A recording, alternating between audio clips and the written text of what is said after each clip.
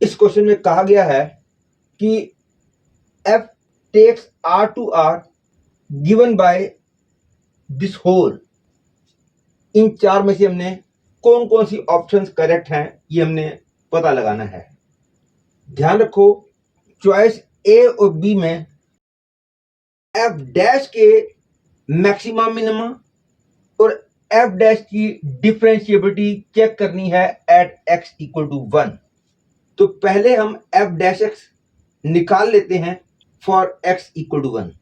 इसके लिए मेरे को पूरे को डिफरेंशिएट करने की जरूरत नहीं है, मैं केवल 1 के नेबरहुड में एफ डैश एक्स की वैल्यू निकाल लूंगा। अब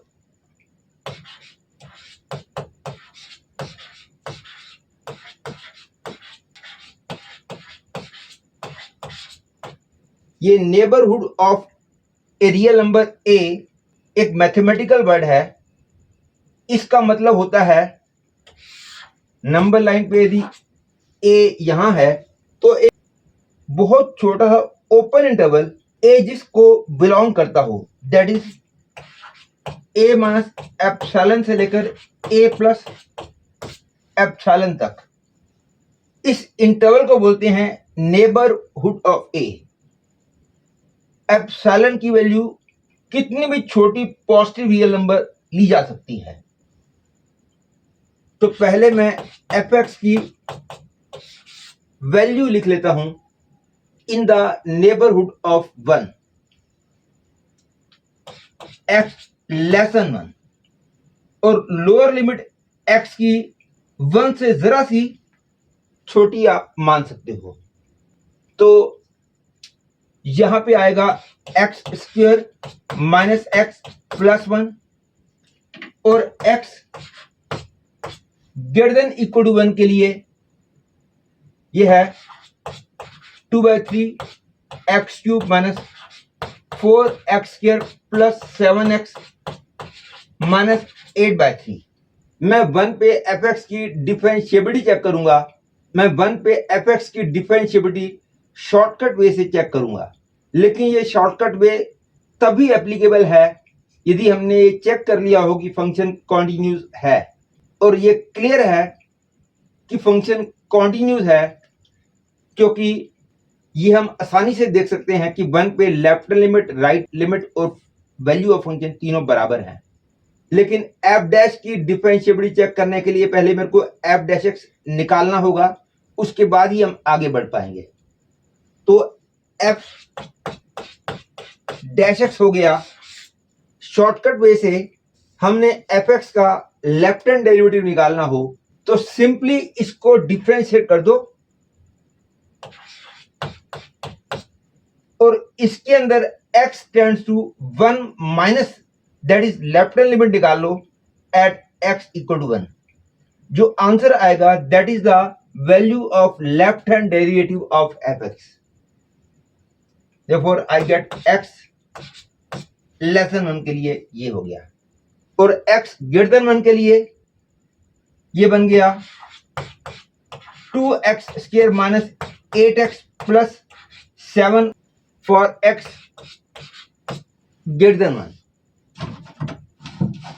ध्यान रखो, मैंने इक्वलिटी कहीं भी नहीं लगाई है। इक्वलिटी मैं तभी लगाऊंगा यदि मैं चेक कर लूंगा कि एफ डैश एक्स 1 पे डिफरेंशिएबल है। एफ एक्स का लेफ्ट हैंड डेरिवेटिव निकालना हो तो limit x tends to 1 minus 2x minus 1 की जो वैल्यू आएगी that is left hand derivative of f x at 1, that is आ गया आंसर 1। और एफ एक्स का राइट हैंड डेरिवेटिव निकालना हो तो इसको यूज किया जाएगा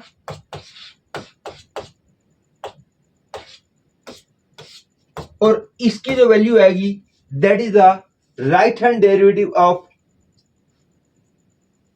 F x at x equal to 1। और क्योंकि दोनों बराबर हैं इसलिए मैं कह सकता हूं एफ एक्स 1 पे डिफरेंशिएबल है और एफ डैश एक्स की वैल्यू ये है इन द नेबरहुड ऑफ 1। और यहां पे अब हम इक्वलिटी किसी भी जगह लगा सकते हैं। सिंप्लिसिटी के लिए मैं दोनों जगह लगा देता हूं। क्योंकि दोनों ही x इक्वल टू 1 पे 1 आंसर दे रहे हैं। एंड नाउ, और क्योंकि हमने f डैश x की डिफरेंशिएबिलिटी चेक करनी है 1 पे, फिर जैसे कि मैंने fx की डिफरेंशिएबिलिटी 1 पे चेक की थी, उसके पहले मैंने चेक किया था कि fx कॉन्टिन्यूस है कि नहीं है। उसके बाद मैंने f डैश x की वैल्यू निकाली थी, और f डैश x की वैल्यू निकालने के बाद लेफ्ट हैंड डेरिवेटिव और राइट हैंड डेरिवेटिव निकाला था। यदि दोनों बराबर आ गए थे तो हमने बोला कि fx is differentiable eight 1। Similarly, अब f डैश x की डिफरेंशिएबिलिटी चेक करनी है, तो पहले तो मैं चेक करूंगा कि 1 पे f डैश x कॉन्टिन्यूस है कि नहीं है, इट इज क्लियरली कॉन्टिन्यूस। उसके बाद इसकी डिफरेंशिएबिलिटी चेक करनी है 1 पे, तो f डबल डैश x निकालूंगा, वो आएगा 2 if x is less than 1 and 4x minus 8 if x is greater than 1। Equality मैं तभी लगाऊंगा यदि f डैश x का लेफ्ट हैंड डेरिवेटिव और राइट हैंड डेरिवेटिव एट 1 बराबर आया। तो f डैश x का left hand derivative at x equal to 1 निकालना है, तो इसमें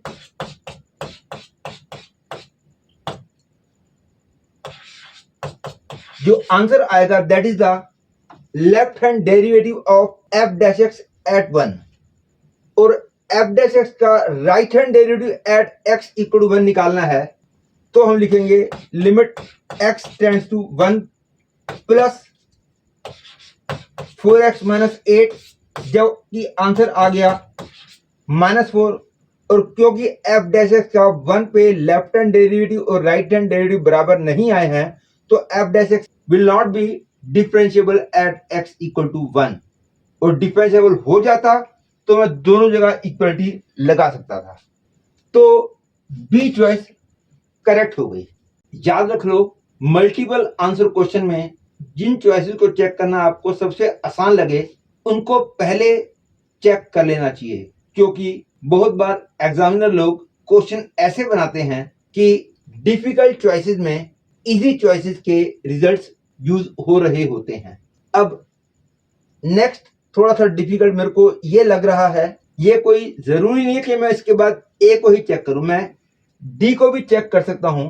मैं केवल अपना एक अंदाजा लेता हूं कि 1 पे मेरे को मैक्सिमम मिनिमम चेक करना थोड़ा सा आसान लग रहा है, इसलिए पहले मैं इसको चेक कर रहा हूं। एफ डैश का लोकल मैक्सिमा चेक करना हो एट एक्स इक्वल टू 1, तो पहले तो एफ डैश का 1 पे डिफाइन होना जरूरी है। और क्लियर है f x is differentiable at x equal to 1, मतलब कि f dash x is defined at x equal to 1, और value of f dash x at x equal to 1 की वैल्यू 1 है। और उसके बाद 1 पे एफ डैश एक्स का लोकल मैक्सिमा होगा यदि x की 1 से थोड़ी सी छोटी वैल्यू के लिए एफ डैश एक्स इंक्रीजिंग है, और x की वैल्यू 1 से जरा सी बड़ी के लिए एफ डैश एक्स डिक्रीजिंग है।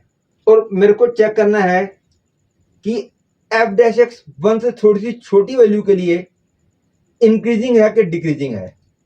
तो इसके लिए मैं एफ डबल डैश निकालता हूं और उसमें x टेंड्स टू 1 माइनस करता हूं, तो पॉजिटिव आया। तो इसका मतलब हो गया 1 से थोड़ी सी छोटी वैल्यूज के लिए एफ डैश एक्स इंक्रीजिंग है, और limit x tends to 1 plus 4x minus 8 negative आया।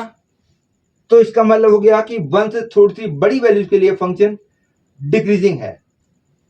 तो क्योंकि एफ डैश एक्स 1 से छोटी वैल्यूज के लिए इंक्रीजिंग है, 1 से बड़ी वैल्यूज के लिए डिक्रीजिंग है, तो इसलिए एफ डैश एक्स का 1 पे लोकल मैक्सिमा होगा, इसलिए ए चॉइस करेक्ट हो गई। और क्योंकि ऑन टू को चेक करने के लिए मेरे को पूरे फंक्शन को देखना होगा, इसलिए थोड़ा सा आसान ये होगा कि मैं डी चॉइस को पहले चेक कर लूं।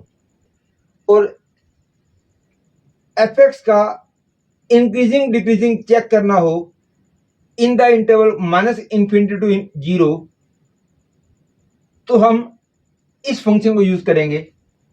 यदि प्रैक्टिस ज्यादा हो तब तो ध्यान से देखो, ये 1, 5, 10, 10 ये सब बाइनोमियल कोएफिशिएंट्स में आते हैं। केवल फर्क यहाँ पे है कि यहाँ पे 3 है, यदि यहाँ पे 5 आ जाए तो फिर ये पूरे बाइनोमियल कोएफिशिएंट्स बन जाएंगे। तो मैं दो तरीके से करूंगा। यदि आपके दिमाग में आ जाता है कि ये सारे बाइनोमियल कोएफिशिएंट्स हैं केवल इसको छोड़कर, तो आप आसानी से कर पाओगे। अदरवाइज यदि ये दिमाग में नहीं आता है तो भी मैं आपको तरीका बता दूंगा। तो पहले मैं बता रहा हूं कि यदि आपके दिमाग में 1, 5, 10, 10 जो है बाइनोमियल कोएफिशिएंट्स हैं, ये बात आपके दिमाग में आ जाती है, तो हम क्या करेंगे, हम fx निकालेंगे जो कि होगा x power 5 plus 5x power 4 plus 10x cube, और इसके आगे मैं प्लस 5x प्लस 1 लिख के माइनस 2x कर दूं, where x is less than 0, जिसको भी मैं लिख पाऊंगा x plus 1 whole to the power 5 minus 2x। तो f डैश x आ गया 5 into x plus 1 to the power 4 minus 2। ये क्लियर है। यदि मैं x की वैल्यू -1 या -1 के करीब लूंगा तो ये पूरा नेगेटिव हो जाएगा, मतलब कि -1 के आसपास f डैश डिक्रीजिंग होगा, इसलिए fx इस पूरे इंटरवल में इंक्रीजिंग होगा। ये बात गलत हो गई, तो डी चॉइस गलत हो गई। और जैसा कि मैंने कहा था कि 1, 5, 10, 10 बाइनोमियल कोएफिशिएंट्स हैं, ये बात दिमाग में नहीं आती है, तो हम कैसे करेंगे। इसके लिए पहले मैं f डैश x निकाल लेता हूं। ये बन गया 5x power 4 plus 20x cube plus 30x square plus 20x plus 3। और यदि ये x की इन सारी वैल्यूज के लिए पक्का पॉजिटिव रहा तो फिर ये इस इंटरवल में इंक्रीजिंग बोल सकेंगे। और ये -इंफिनिटी से लेकर 0 तक की वैल्यूज के लिए पॉजिटिव नेगेटिव दोनों बन गया, तो हम बोलेंगे ये वाला फंक्शन इस इंटरवल में हमेशा इंक्रीजिंग है। ये बात गलत हो जाएगी। लेकिन इसका साइन हम इस इंटरवल में एकदम से नहीं बता पा रहे हैं कि ये x की इन सारी वैल्यूज के लिए ये पॉजिटिव होगा कि नेगेटिव होगा। इसके लिए मैं इस इंटरवल में इसकी लीस्ट वैल्यू निकाल देता हूं। यदि लीस्ट वैल्यू पॉजिटिव आई तो इसका मतलब हो जाएगा this will be positive for all these values of x। और यदि इसकी वैल्यू नेगेटिव आ गई तो हम ये बोलेंगे कि ये पॉजिटिव भी हो सकता है और नेगेटिव भी हो सकता है। तब हम बोलेंगे ये वाला फंक्शन इंक्रीजिंग भी हो सकता है और डिक्रीजिंग भी हो सकता है इन दिस इंटरवल। तब ये fx इज इंक्रीजिंग वाली बात गलत हो जाएगी। तो इसकी लीस्ट वैल्यू निकालने के लिए, जैसा कि हम जानते हैं, किसी भी फंक्शन की ग्रेटेस्ट या लीस्ट वैल्यू निकालने के लिए उस फंक्शन के डेरिवेटिव को 0 पुट करते हैं। तो f डबल डैश एक्स आ गया 20x cube plus 60x square plus 60x plus 20। इसको मैं 0 पुट करता हूं। 20 से पूरी इक्वेशन को डिवाइड कर सकते हैं। आई get x cube plus 3x square plus 3x plus 1 equal 0, जिसका मतलब है x plus 1 cube equal 0। That is x की वैल्यू आ गई -1। तो मैं कह सकता हूं कि -1 पे इसकी वैल्यू लीस्ट होगी। और लीस्ट वैल्यू निकालने के लिए मैं इसकी वैल्यू निकालता हूं एट x इक्वल टू -1, तो एट x इक्वल टू -1 इस पूरे की वैल्यू आ गई 5 -20 +30 -20 +3, जिसकी वैल्यू आ गई -2। और क्योंकि इसकी लीस्ट वैल्यू नेगेटिव आई है, मतलब कि ये वाला फंक्शन इंक्रीजिंग भी हो सकता है और डिक्रीजिंग भी हो सकता है for these values of x। तो F x is increasing in this interval, ये वाली बात गलत हो गई। अब एफ इज ऑन टू इसको चेक करना है। इसके लिए हम एफ एक्स की रेंज निकालेंगे। रेंज यदि codomain that is all real numbers का सबसेट निकली तो फंक्शन इनटू हो जाएगा। यदि range codomain that is set of real numbers के बराबर आई तो फंक्शन ऑन टू हो जाएगा। और रेंज का मतलब होता है एफ एक्स कौन कौन सी वैल्यूज ले सकता है। इसके अंदर मैं थोड़ी सी कॉमन सेंस यूज करूंगा तो मेरे को आंसर बहुत जल्दी मिल जाएगा, लेकिन इसको प्रॉपर वे से करेंगे तो थोड़ा सा लेंथी होगा। लेकिन उस वे को समझने के लिए बहुत सारी थ्योरी मेरे को बतानी पड़ जाएगी, लेकिन वो थ्योरी को समझना भी आपके लिए फायदेमंद ही होगा, क्योंकि वो थ्योरी और जगह भी आप यूज कर सकोगे। लेकिन इतनी सारी थ्योरी के लिए आपको मेरा मैक्सिमम मिनिमम का वीडियो लेक्चर अटेंड करना होगा। इस टाइम मैं कॉमन सेंस से करूंगा। ये क्लियर है फॉर x इक्वल 0 इसकी वैल्यू 1 है।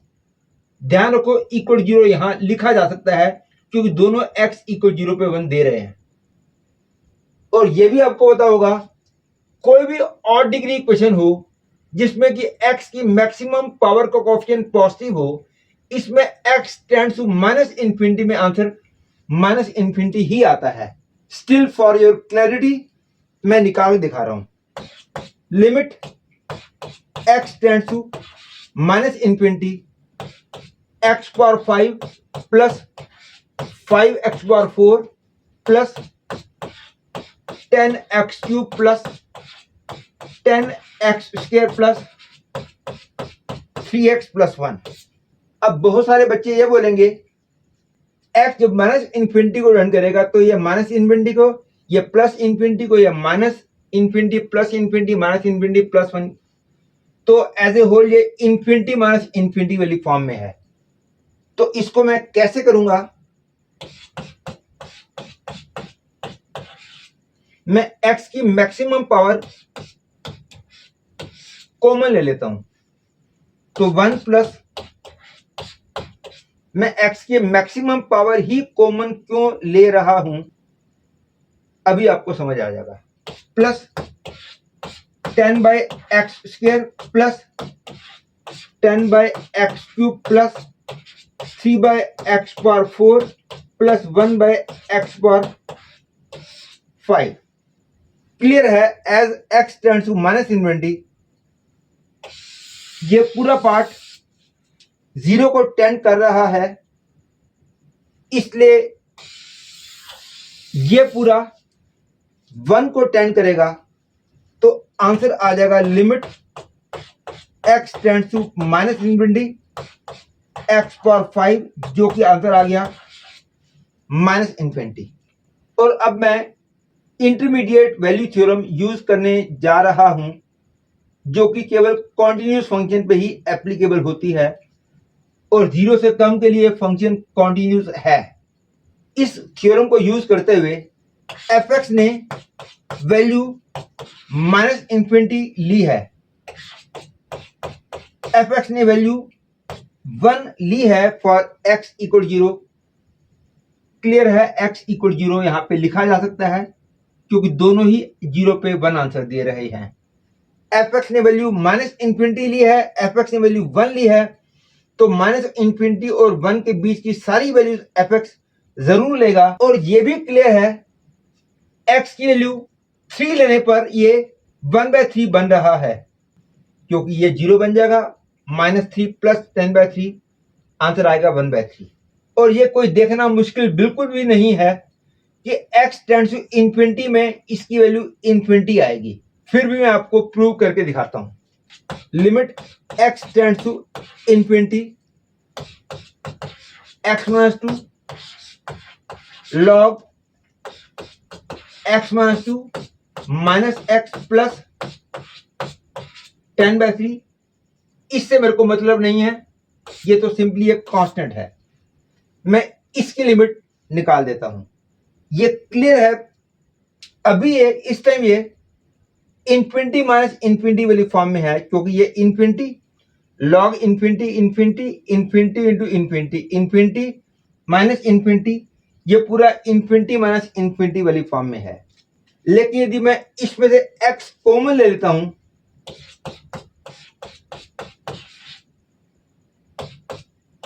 तो मेरे को मिलेगा 1 minus 2/x log x minus 2 minus 1 plus 10/3। अब आप देख सकते हो x इन्फिनिटी को टर्न करेगा तो ये 1 को टर्न करेगा, ये इन्फिनिटी को टर्न करेगा। 1 into infinity infinity infinity minus 1 infinity, ये भी इन्फिनिटी को टर्न कर रहा है, ये पूरा भी इन्फिनिटी को टर्न कर रहा है। तो पूरे की लिमिट इन्फिनिटी आ गई, प्लस 10/3 भी इन्फिनिटी ही देगा, इसलिए इसकी लिमिट आ गई इन्फिनिटी। और ये भी क्लियर है, ये वाला फंक्शन 3 से बड़ी वैल्यूज के लिए हमेशा कॉन्टिन्यूस है। और 3 पे fx ने वैल्यू दी है 1/3 और इन्फिनिटी में इसकी वैल्यू आई है इन्फिनिटी, मतलब कि fx ने वैल्यू 1/3 भी ली है, इन्फिनिटी भी ली है। तो 1/3 और इन्फिनिटी के बीच की सारी वैल्यू fx जरूर लेगा यूजिंग इंटरमीडिएट वैल्यू थ्योरम। यहां से मैंने देखा fx माइनस इन्फिनिटी से लेकर 1 तक की सारी वैल्यूज ले पा रहा है, और यहां से देखा कि fx 1/3 से इन्फिनिटी तक की सारी वैल्यूज ले पा रहा है। तो fx ये सारी वैल्यूज ले पाएगा, और ये जो है r के बराबर है। fx जो जो वैल्यूज ले सकता है उन वैल्यूज के सेट को ही हम बोलते हैं रेंज। तो रेंज हो गया set of all real numbers, और कोड में already set of all real numbers है, तो फंक्शन ऑन टू वाली बात करेक्ट हो गई।